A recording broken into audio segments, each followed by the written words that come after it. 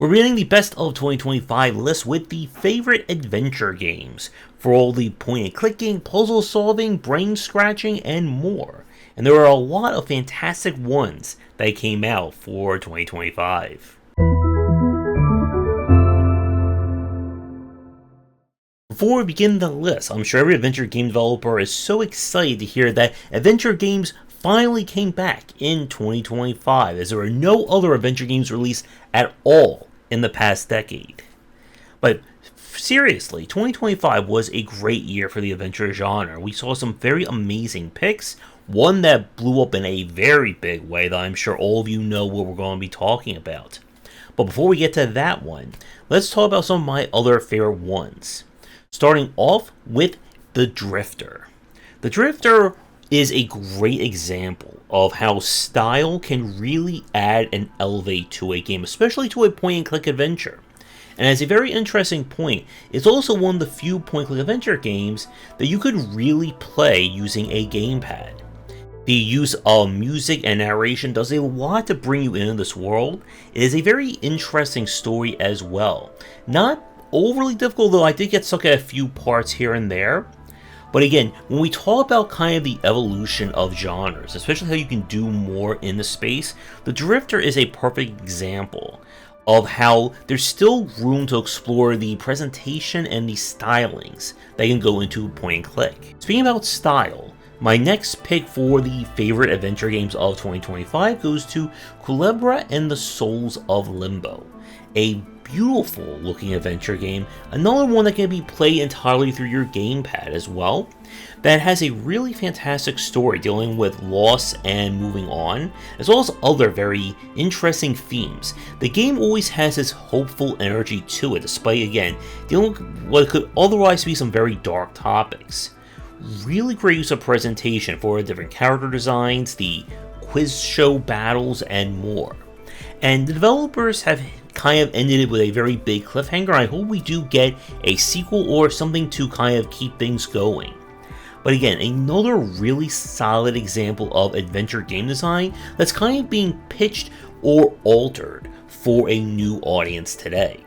Every time a new Watchet Eye game appears, it will oftentimes get on the best adventure games list for me, and Old Skies is no exception. A really solid and heavily story focus, dealing with time travel, and kind of Dave's ability to have these very kind of like grand stories and world building, but still keep the story to be very personal. As we kind of explored in this one, the themes of finding the meaning in one's life. Again, nothing too light for the adventure genre this year. Really great voice acting all around, despite the fact that I got Fia punched in the face like 800 times during a few of those episodes. Another, again, if you're a fan of Watchet Eye, then it is a no-brainer. You've already played it, beaten it, and probably had a very emotional reaction to the ending. Again, if you know what I'm talking about. And for this entry on the list, this is by far probably the most traditional of the point-and-click adventure games. Again, if you've played any of them, then you certainly have what you need to play Old Skies. But where it succeeds is taking the whole kind of element and plot device of time travel and time rewinding and turning it on its head to deliver a variety of interesting storylines and interesting puzzles that you're never quite sure where you're going to end up or when you're going to end up, and it leads to some very interesting solutions that you'll need to figure out. So again, another phenomenal game from the studio, and hopefully we will see something more coming from Dave in the future. The final pick for my favorite adventure games of 2025 should be no surprise. It also got the community vote pick, and that is Blueprints. And Blueprints is this year's kind of mainstream explosion game, with many streamers and people who would never touch an adventure game or a puzzle game find themselves wandering around these halls endlessly. Now, with a lot of the other examples I mentioned in today's video, it recontextualizes the adventure genre in its own unique way, this time merging with the roguelite genre to deliver kind of a very replayable take on an adventure game. Now, it is by no means perfect. For everyone who loved this game, there's also a lot of people who never made it to the final room or did make it and then said nope when it came to the post-game puzzles.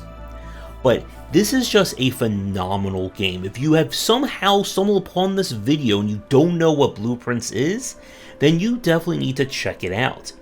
And while I don't think we're going to be getting a sequel to it anytime soon, I do start to wonder how developers are going to be inspired by it for their future adventure games, puzzles, and maybe even roguelike and roguelite titles going forward. And with that, the best of the adventure genre is done. But don't worry, we got action adventure, platformers, and many, many more to get to in this series. Or some of your favorite adventure games that you had a chance to play. Let me know down in the comments.